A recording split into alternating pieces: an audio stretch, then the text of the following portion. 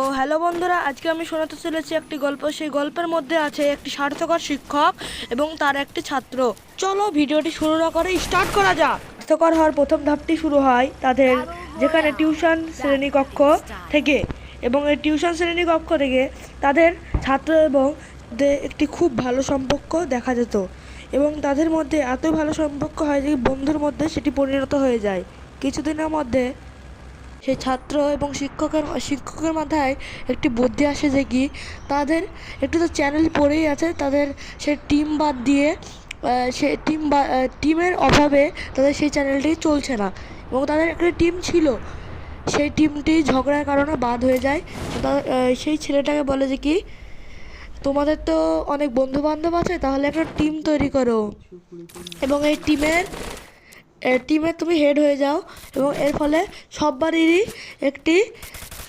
সবারই চ্যানেলটা নামে থাকবে।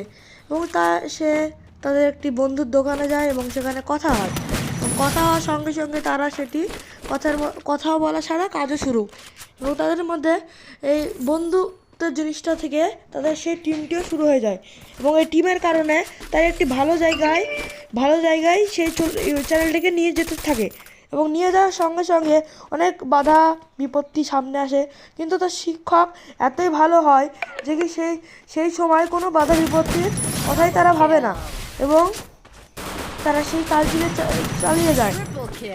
কিছুদিন পরে সেই শিক্ষকের মধ্যে একটি লোভ জাগ্রত হয়, আর লোভ হলে সেই মানুষটি পতন হয়। এই লোভ হওয়ার কারণে সে টিচারটি আর ভাবে যে কি, সবারই নামে যদি চ্যানেলটি থাকে তাহলে কম মাইনে পাবো, কম ইনকাম হবে। এর ফলে তারা ভাবে যে কি, সেই অ্যাকাউন্টটাকে সেই ইউটিউব চ্যানেলটাকে তার মার নামে অ্যাডসেন্স করে দেয়। আর বলা হয়েছিল এবং ক্যামেরাম্যান জানতে পারে, এবং তার ফলে তার ডাইরেক্টর স্যার কেউ জানায়। তারা ভাবলো তার প্রতি একটা অ্যাকশান নিতে হবে। অ্যাকশান নেওয়ার কারণে তারা ভাবে কি, তাদের যতগুলো ভিডিও তারা এডিট করে সেই ক্যামেরাম্যান একজনই, এবং ডাইরেক্টর স্যারও আলাদা। এর ফলে তারা ভাবে যে কি, সেই ভিডিওগুলো তারাই করছে এবং এত খাটনি পরে তাদেরকে কোনো রকমই মাইনে দেবে না। এর কারণে তারা অ্যাকশান নিতে থাকে। অ্যাকশান নেওয়ার পরপরই তাদের চ্যানেলে রাত 12টার সময় একটা স্ট্রাইক পড়ে যায়। স্ট্রাইক পড়ার ফলে সেই চ্যানেলের যে ওনার দাবি করে, সেই ওনারই তার রাত 12টার সময় তার বাড়িতে চলে আসে, এবং চলে আসার পরে অনেক মিটিং হয়, এবং এর ফলে জানানো যায় কি, সেই টিচারটি এক নম্বরে চিটার ঘোষণা করা হয়। চিটার ঘোষণা করার ফলে তারা নিজের প্রাপ্য পেলেও না, এবং সেই চ্যানেলটি আজ পর্যন্ত কোনোদিন আর ভিডিও আপলোড হয়নি। তার জন্যই মানুষকে বলা হয় লোভ হলো মানুষের পতন।